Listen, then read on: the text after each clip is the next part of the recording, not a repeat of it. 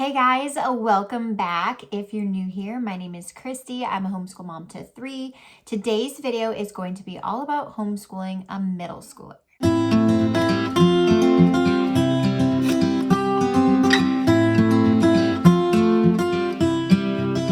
kind of feel like there are not as many people sharing about homeschooling through those middle school years. It could be because there may not be as many of us homeschooling those upper grades, maybe just not as many of us sharing about homeschooling those middle school ages. In my personal experience, my middle schooler doesn't always want to be on camera. She kind of just likes her privacy a little more, and I completely respect that. I always ask her before I put her in one of my videos. So that could also be the same thing with other people too. So because there's not as much content out there about homeschooling middle school, I thought it would be nice to share just some advice that I have, having gone through half of middle school.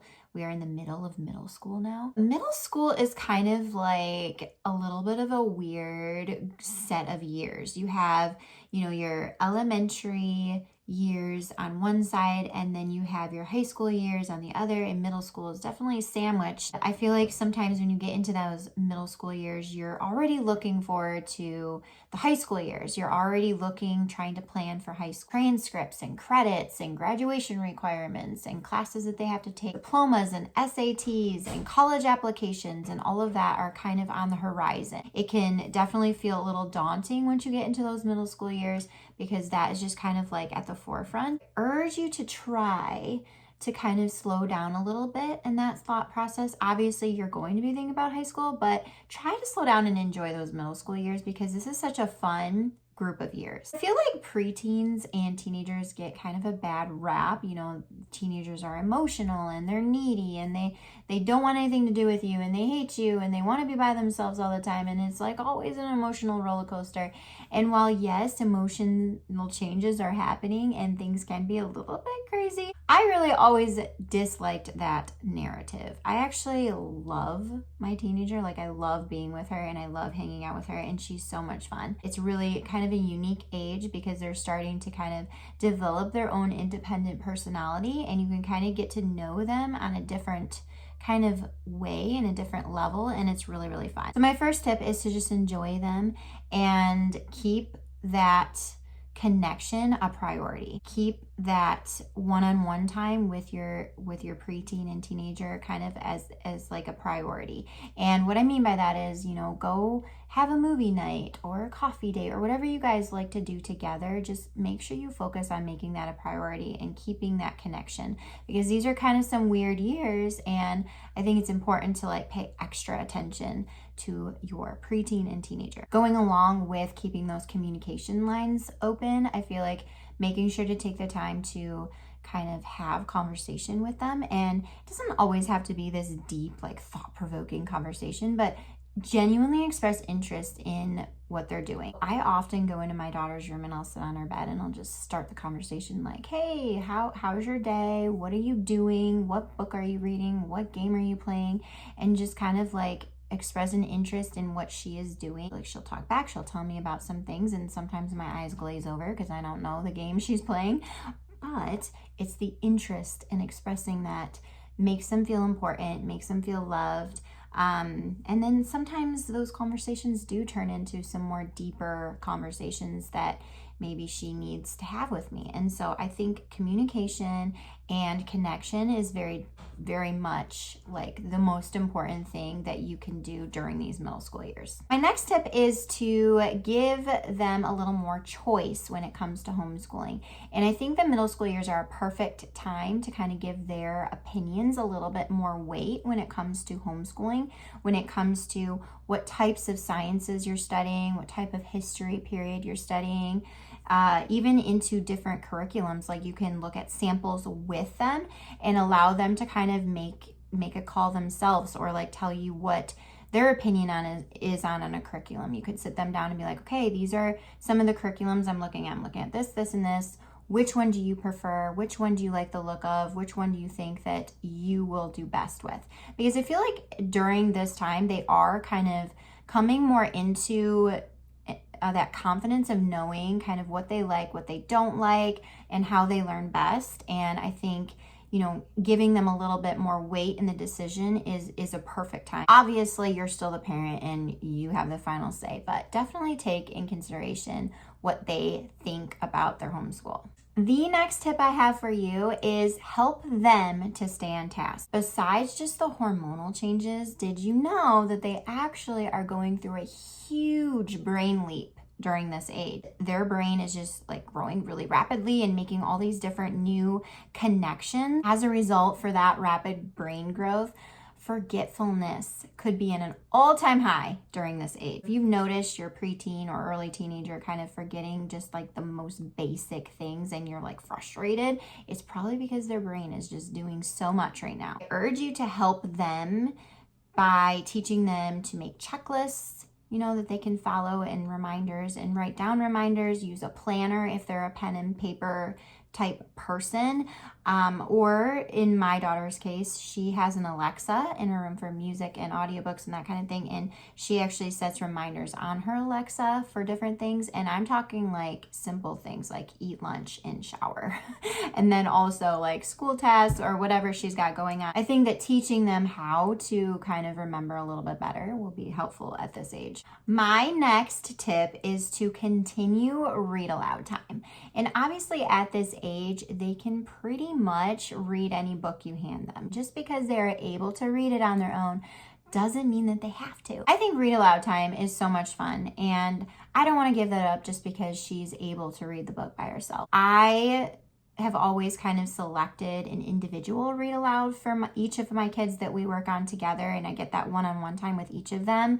And then also we usually do like a family read aloud. My daughter, because there's such a big age difference between her and her brother, who is the next child, she's always kind of been more interested in different things. Her comprehension has always been higher. And not that she doesn't enjoy the like fun little kid stories that we read, but I also like to have something that is, more intellectually challenging for her and a little bit more enjoyable and more on her interest level. So that's what her read aloud typically is. And I typically go in there at night, at bedtime, before bed, and I will read with her. She's about to be 14 years old, but as long as she lets me, I will not be giving up read aloud time. The next tip that I have for you is to start really focusing on teaching them how to learn on their own. Creating and fostering a little bit of independence at this age, I think, is important. They, want a little bit of that typically, but also I think that it's important to teach kids that if they don't know something, there are ways to find out the answer. There are so many instances in life, even as an adult, that I need to learn something that I don't know how to do, and I seek out that information. If there's something I need to learn, I'm going to go find a YouTube video, or I'm going to read a blog, or go to a website, or look up a recipe, or whatever I need to do to figure out how to do what I don't know. So that means I'm giving her more internet access. Obviously, I'm there kind of supervising what she's doing, but I want her to be able to seek out information if she's not sure how to do a math problem. And maybe it's a little more complicated, she can look up a math video, or, even as an adult, if you don't know how to change the oil of your car, there's a YouTube video that shows you exactly how to change the oil of your car. She also will look in books if she doesn't know something as well. And I just think it's an important time to kind of start doing that, because you're going to need to know how to do that when you get out in the world yourself. My next tip for middle school is to start using a loop schedule. So I really have always kind of used a little bit of a loop schedule in our homeschool, just because it makes our days a little less overwhelming trying to like do everything every single day. And I think that this is most important in middle school, starting in middle school, because their workload is going to increase in middle school. You're going to have more things that you're doing, more subjects you're doing, more focus time on different things. And I think that trying to balance that can be a little bit challenging as it increases like that. So a loop schedule really helps. So alternate days you do science and history, alternate days you do art or foreign language. You might even choose to do like a semester of one or two of those things, and then the next semester do the other set of things. There are so many ways that you can do a loop schedule, and you just need to find what works best for you and your homeschool. But I definitely think that that is a key way of balancing the increasing workload. My next tip is to look at your state requirements for graduation. And like I mentioned at the beginning of this video, you are focusing on that a little bit. So start to look and just see, especially with 8th grade. I think 8th grade is a good time to look at your state requirements and just see if there are any classes or courses that they can take in their 8th grade year that counts as a credit for high school. I feel like the more time that you have to complete those credits, the better. And I know for a fact with Michigan, you can do foreign language credits in 8th grade. You can do them even before that too, actually, in Michigan, but 8th grade is a good time for that. There's different things like health and computer classes and stuff that often fall in that category as well. You're just gonna have to look at what your state says. I think that, putting some of those in your 8th grade year, because you're going to have a little bit more room to do it. And that might take a little bit of the load off when they get into those high school years. My last tip for this video, I'm sure I have much more to say on this, and I probably will do another video in the future. But my last one for this video is a little bit opposite what I said about teaching them to learn and teaching them some independence and stuff. Is that I feel like I see a lot in the homeschool world that people want their kids to be independent. They want their kids to be able to do their math independently or their language arts independently, and they look for those curriculums where they can be more independent. And I understand that because it can be challenging when you have multiple kids, But I also feel that that's an unfair expectation for kids. And even into middle school, yes, they're going to start being a little bit more independent, but I do not feel like you should expect your middle schooler to do all of their subjects independently completely. Honestly, even when it's a video course, I still feel like you as the parent should watch the videos. And that's just my personal opinion. It might ruffle some feathers, so I'm sorry if it does for you. But I do feel like parents expect to be so hands-off, especially as they get older. And to be honest, in my experience with my child, that hasn't really happened. She's not super independent when it comes to her schoolwork. Like, she wants me there. She wants me to teach her the lesson. And some middle schoolers are just not ready, to teach themselves everything. I think that being hands-on is important with your child's education, no matter how old they get. I don't feel like you should just, check out completely, because it makes it easier when they come to you for help, which they will, to be able to help them if you are in the loop of what's going on. Like I said, even when it's a video lesson, I feel like I personally want to watch the video lesson so that I know how to help her when she has questions. That could also just be kind of my personality. I'm just more hands-on in that aspect. I do encourage teaching them some independence, but I also encourage you to not expect them to do everything on their own. Even if you look at a kid that goes to school, they have a teacher and an instructor who gives them the lecture, teaches them the lesson, gives them the information, presents it to the child, and then they do their independent work. And I don't feel like just because they're home,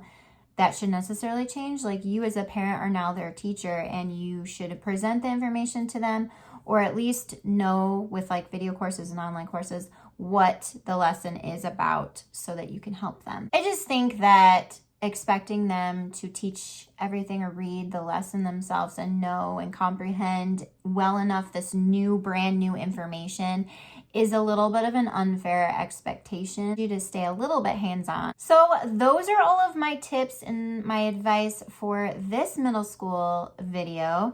If you want to hear more about what homeschooling middle school is like, and maybe some more technical things with like resources that I found have been helpful in the middle school years, or curriculum that have been my favorite in the middle school years, please let me know down below, and I would be happy to share more videos about homeschooling middle school. If you are entering this chapter, I just want to leave you with some encouragement that these years are so much fun, and they're kind of your last years to kind of choose the different things that you want to do, and you can make them really, really fun. Because once you get into high school, things are a little more regulated, and they have to learn this kind of science and this kind of math and this kind of history, and it's really fun to be able to choose those for those last middle school years. Like if they have a really high interest in a specific type of science or history time period, you have the freedom to kind of go into that and like dive deeper and just have fun with it. And that is so much fun. I encourage you that it's not as scary as it seems. And I hope that you guys found this video helpful. And I will see you in another video very soon. Bye.